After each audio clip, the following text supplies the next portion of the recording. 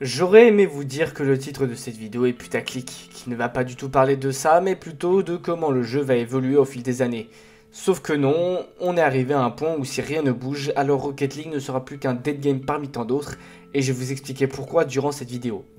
Du coup, dans cette vidéo, je vais vous parler de deux sujets, le jeu en lui-même, puis de son cas en e-sport qui devient réellement urgent. Commençons donc tout de suite par le jeu, qui, on peut le dire, aujourd'hui n'a plus du tout la même saveur qu'avant. Le nombre de joueurs a drastiquement diminué depuis sa sortie, et même si depuis septembre 2020 le jeu est gratuit, ça ne change rien puisque plus ça va et plus ça continue de diminuer, passant d'une moyenne de 70 000 joueurs à environ 30 000 aujourd'hui. Mais pourquoi y a-t-il une si grande diminution de joueurs? C'est simple, Rocket League est seul. Alors là vous comprenez pas, mais je vais vous expliquer. Rocket League est le seul jeu dans son genre. A ma connaissance aujourd'hui, il n'existe pas d'autre jeu qui ressemble de près ou de loin au type de gameplay qu'est Rocket League. Si on prend en comparaison Valorant et CSGO qui sont des FPS, il y a une compétition entre éditeurs, ce qui force les jeux à avoir des mises à jour et donc à apporter du contenu qui donnerait envie aux joueurs de venir essayer le jeu en question. Ce qui manque évidemment cruellement à Rocket League. Comme c'est le seul dans son genre, eh bien il n'a pas besoin de mise à jour. Il se suffit de lui-même comme il n'a aucune concurrence à côté.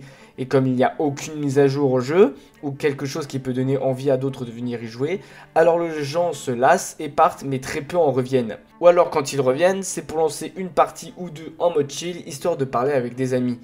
Mais il n'existe pas de fans hardcore du jeu ou alors elle est très niche et ce sont seulement les gros tryharders tels que nous les connaissons aujourd'hui.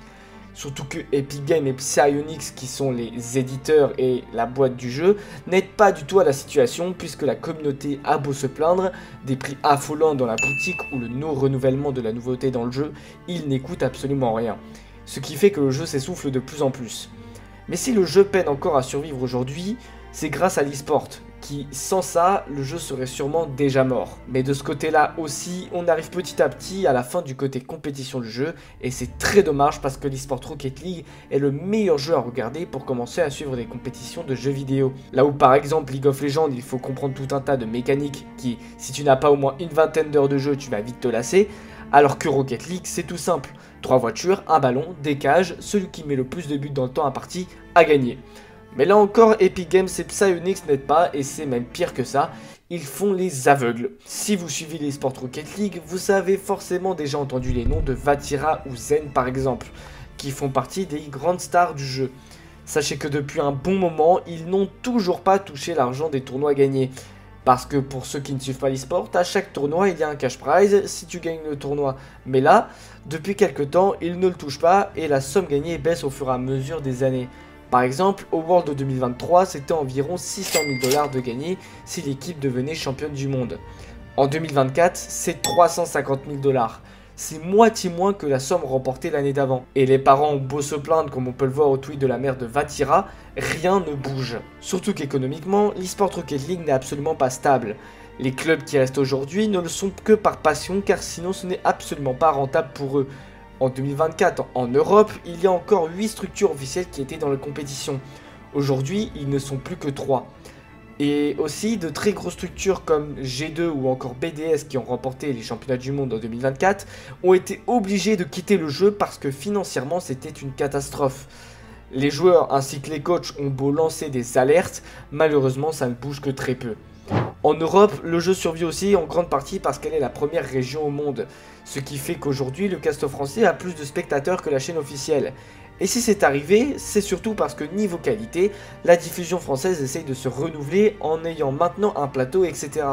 Ce que la chaîne officielle ne fait pas et reste dans son coin avec des appels zoom et fond vert moches. Pourtant, un article récent qui a interviewé des gens qui travaillent dans ce milieu, eux-mêmes précisent que si rien ne bouge, alors 2025 pourrait bien être la dernière année de Rocket League en e-sport. Mais si une entité tierce comme la chaîne française qui est Rocket Baguette est capable de mieux commercialiser le produit que les chaînes officielles du jeu en question, alors c'est que c'est encore possible de faire quelque chose pour cette scène qui souffre cruellement.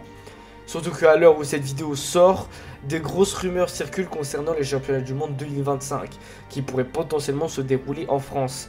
Et si c'est bien le cas, alors ce sera le moment de prouver qu'il y a encore un espoir pour cette scène de survivre, que son public est encore là et que ce fameux public ne veut surtout pas que ça se termine de cette façon.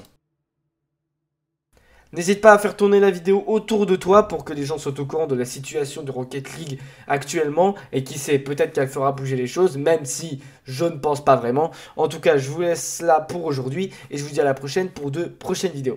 Ciao tout le monde.